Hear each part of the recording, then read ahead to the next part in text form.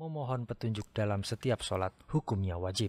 Pendapat Imam Ibnu Taimiyah ini juga dikuatkan dengan fakta bahwa terdapat umat Islam yang telah mengetahui perintah-perintah Allah serta larangan-larangannya, tetapi dalam sesekali waktu ia melanggar perintah tersebut dan sesekali waktu ia juga melakukan larangan tersebut.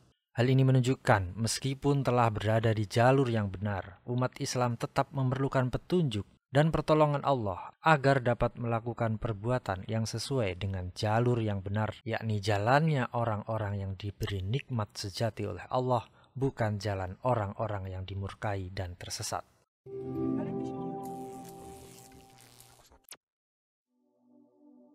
Assalamualaikum warahmatullahi wabarakatuh. Alhamdulillahirabbil alamin, wassalatu wassalamu ala sayyidina Muhammadin wa ala alihi wa sahbihi ajma'in. Amma ba'd. Teman harakah yang dirahmati Allah, setiap saat umat Islam selalu berdoa memohon kepada Allah agar ditunjuki jalan yang lurus.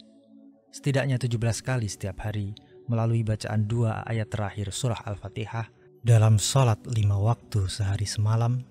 Ihdinas syiratal mustaqim, syiratal ladzina an'amta alaihim, ghairil maghdubi alaihim waladdallin, amin. Ya Allah, tunjukilah kami jalan yang lurus, yaitu jalan orang-orang yang telah Engkau beri nikmat kepadanya, bukan jalan mereka yang dimurkai dan bukan pula jalan mereka yang sesat.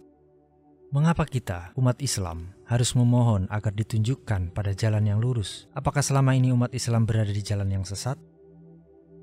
Untuk menjawab pertanyaan ini ada beberapa penjelasan. Pertama, di antara rukun sholat adalah membaca surah Al-Fatihah. Rukun sholat ini hukumnya wajib, sehingga dapat dipastikan bahwa permohonan petunjuk jalan yang lurus ini kita haturkan kepada Allah Subhanahu wa Ta'ala dalam setiap sholat.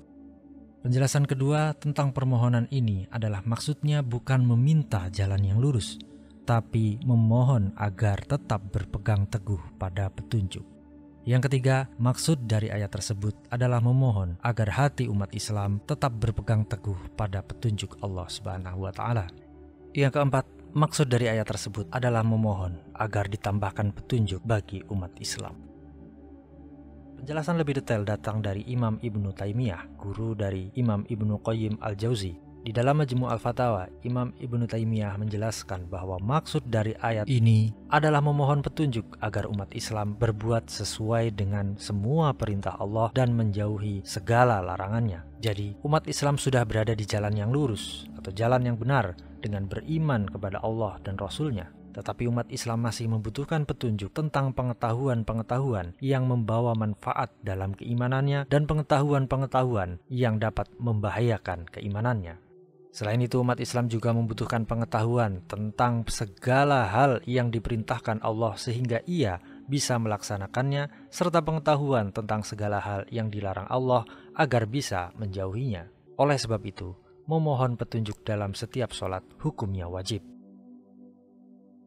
Pendapat Imam Ibnu Taimiyah ini juga dikuatkan dengan fakta bahwa terdapat umat Islam yang telah mengetahui perintah-perintah Allah serta larangan-larangannya, tetapi dalam sesekali waktu ia melanggar perintah tersebut dan sesekali waktu ia juga melakukan larangan tersebut.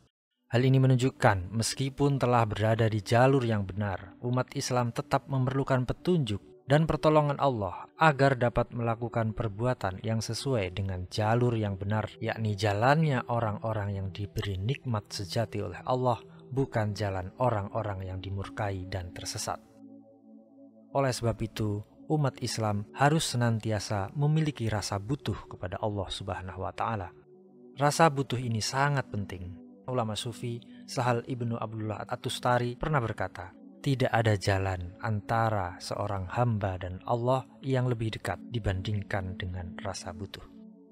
Ibnu Taimiyah juga menyinggung bahwa pertanyaan mengapa umat Islam harus memohon diberi petunjuk adalah pertanyaan yang dangkal dan minim perenungan terhadap makna jalan yang lurus.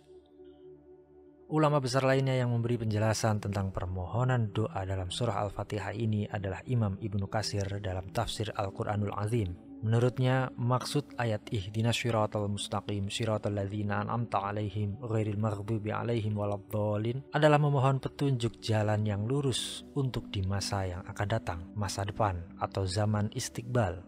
Sebab perbuatan di masa yang akan datang yang belum terjadi adalah pengetahuan yang belum didapatkan alias masih menjadi rahasia. Apa yang disampaikan Imam Ibnu Katsir ini tentu selaras dengan hadis Nabi Muhammad SAW tentang 5 hal yang kepastiannya hanya diketahui oleh Allah Subhanahu wa Ta'ala.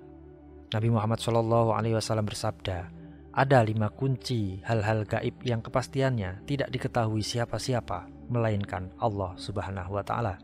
Pertama, tidak ada yang mengetahui kepastian kandungan yang mengempes selain Allah. Kedua, tidak ada yang mengetahui secara pasti apa yang terjadi esok hari selain Allah. Ketiga, tidak ada yang mengetahui kapan hujan datang selain Allah. Selanjutnya, keempat, tidak ada siapapun manusia yang tahu di mana ia akan meninggal selain Allah. Dan terakhir, tidak ada yang mengetahui kapan kiamat terjadi selain Allah. Hadis riwayat Imam Bukhari. Dari hadis tersebut sangat jelas, ada 5 rahasia dan fenomena yang menurut penjelasan Nabi Muhammad SAW tidak ada yang mengetahui kepastiannya kecuali Allah Subhanahu wa Ta'ala. Yakni pertama, kehidupan yang terjadi di alam rahim. Yang kedua, kehidupan yang akan datang hari esok. Yang ketiga, waktu turunnya hujan. Keempat, lokasi manusia akan meninggal dunia. Dan kelima, hari akhir atau hari kiamat. Karena perbuatan di masa yang akan datang atau yang belum terjadi adalah pengetahuan yang belum didapatkan alias masih menjadi rahasia, umat Islam perlu memohon petunjuk kepada Allah agar segala amal perbuatan tetap sesuai dengan koridor-koridor perintah dan larangan Allah. Imam Ibnu Katsir menambahkan lagi bahwa manusia sangat membutuhkan doa ini. Doa dalam 2 ayat terakhir surah Al-Fatihah. Ketika petunjuk jalan yang lurus telah diperoleh, maka pertolongan, rezeki, dan segala kebahagiaan lain yang dibutuhkan umat Islam akan diberikan oleh Allah yang Maha Kuasa. Semoga Allah senantiasa memberi kita ketetapan iman dan Islam. Semoga petunjuk dan pertolongan Allah Subhanahu wa Ta'ala senantiasa kita dapatkan, sehingga kita bisa mencapai akhir perjalanan hidup ini dengan keadaan husnul khotimah. Amin ya rabbal alamin. Sekian video kali ini, mohon maaf jika ada kesalahan dan kekurangan.